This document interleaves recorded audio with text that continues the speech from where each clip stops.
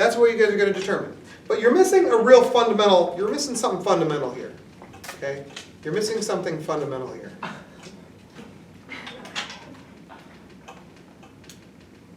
If I take this block, okay, and I know, we'll do it this way.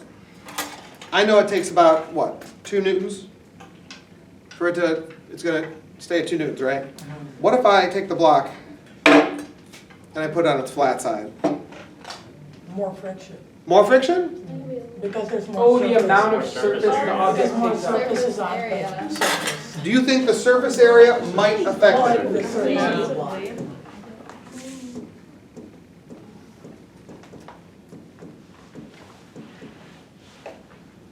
Do you think the surface area might affect it? Yeah. I mean, what's your gut tell you? Yeah. More surface? More friction? That seems reasonable, doesn't it? Yeah. So, this is what you guys are going to do today. Half of you are going to explore how does the surface area affect the friction.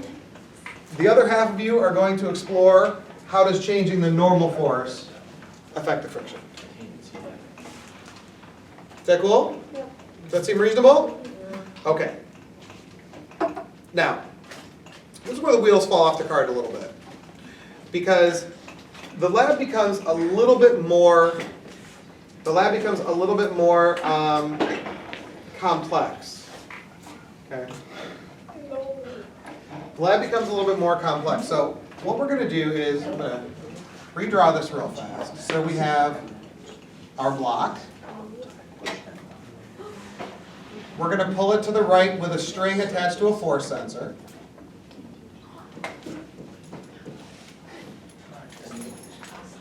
Okay?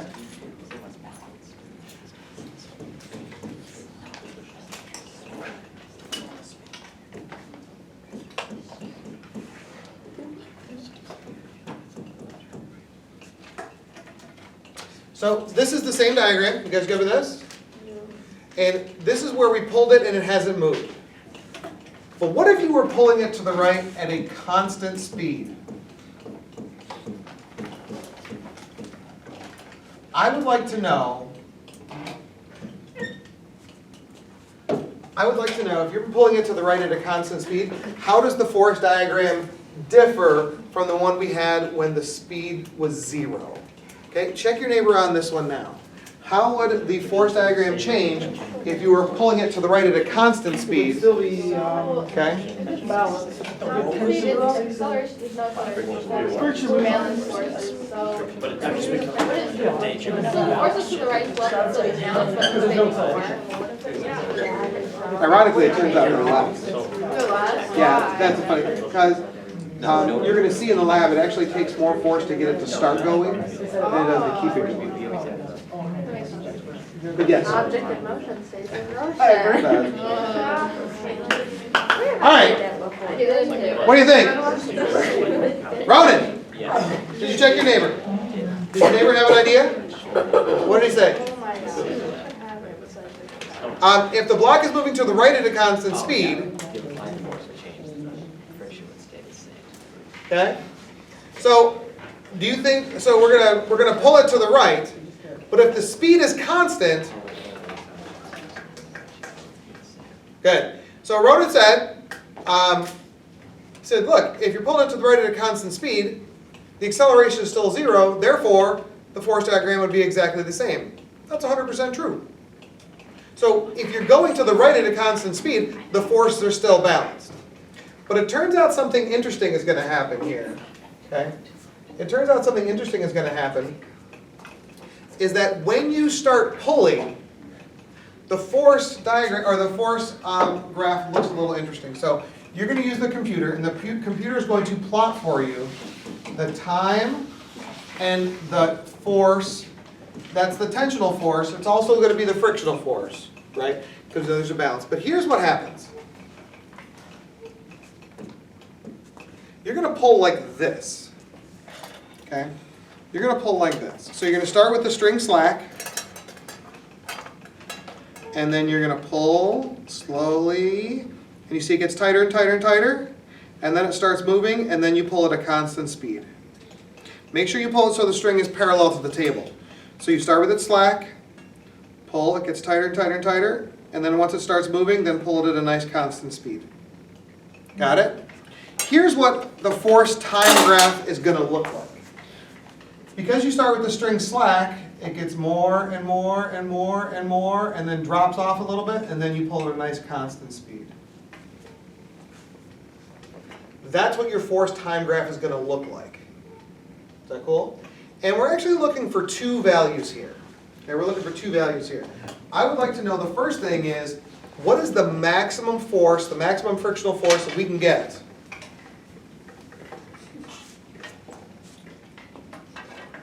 before the block starts moving? That is this point right here, which matches to this point on the graph, and this is called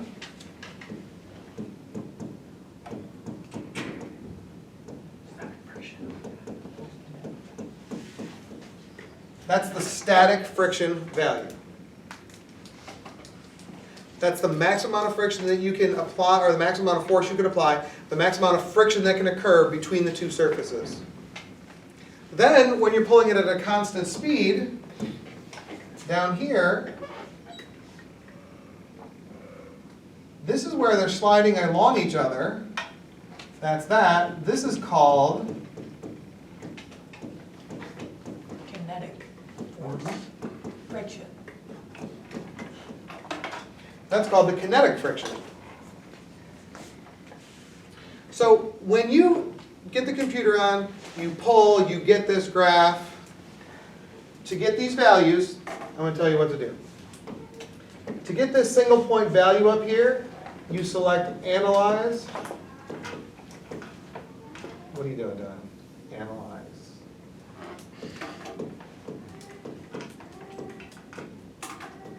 And then Examine.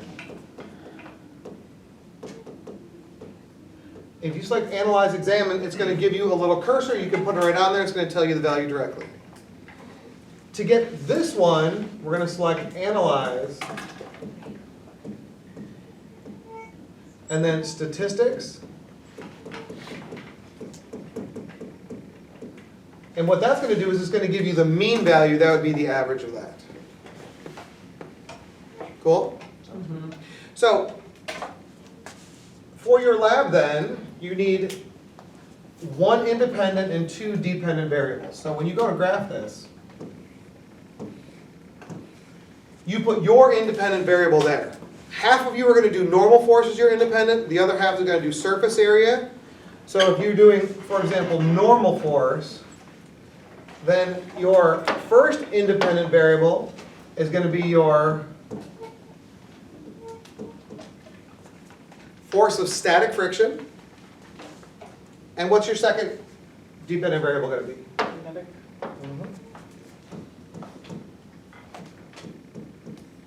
Okay? All right? How's that look? Okay? To do today's lab, we're going to use these little blocks. Fabric's coming off. We're going to use these little blocks. These little blocks are cool because they have two sides. They have a side with the fabric on, and then they have just the other side. So you can change the textures. So each group is going to have a texture combination. So for example, this first one is like, you're going to decide, are you going to do the wood side on a whiteboard, or the wood side on the track, or the wood side on the table? And then this, so it's wood side, and what do you think this other side is?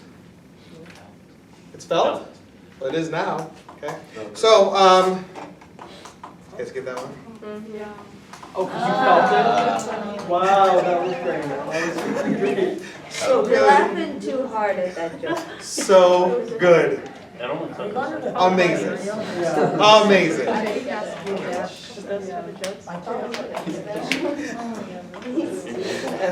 We'll laugh all day. We'll laugh all day. It's just amazing. What is this? It's felt. It's not funnier the second time. It's funny. It's like the fifth time today. It's very funny. Get it now? So, what's nice about though is it has. More jokes. Um, Tells jokes all the time. You want a joke? You should, Yeah. oh my god. I heard that they just invented a new car that drives when you're silent. It goes without saying. It goes without what? That's a good one. Without what? It goes without saying. Next year, your thing should be to have a joke every day. I did that once I went to physical therapy and I came. I didn't like that one, I don't really like that. It drives when you're silent. It goes without saying. Goes without saying. You don't say anything, you're quiet. So like, Do they not have that idiom in Canada? Is that the problem? it goes without saying, oh, that's an idiom? It goes without saying. What does that mean? The nice thing about these blocks is that by turning it here or turning it here, you're doubling the surface area. Okay? So we're going to use these blocks. So you're going to have to decide in your lab work on what textures you want to use, either felt on something or wood on something. And we're going to have each group use a different set of textures so that we can compare them. Does that make sense? Okay? Where are groups? I'm going to give you some lab groups right now. Don't change that, please. Just keep that. We talked about this a zillion times. Well, I think everybody has a group. Everybody has a group. I know, but they have fun. Everybody's got some. Everybody has a group. Yeah, we already know.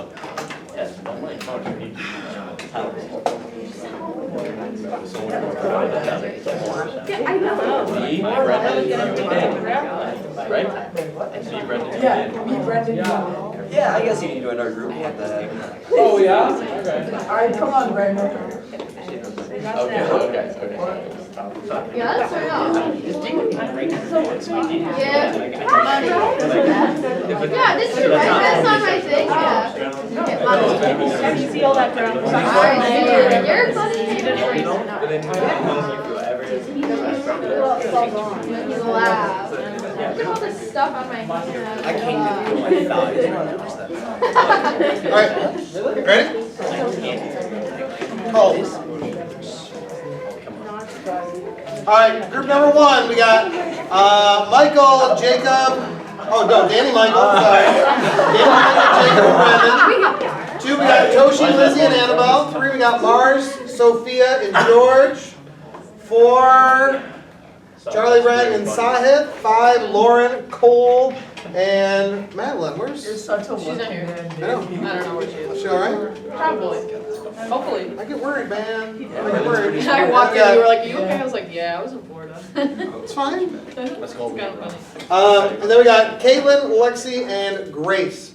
So if you would, move to your lab station, okay?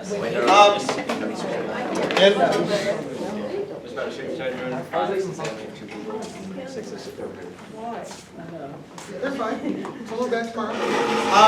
What I need you to do.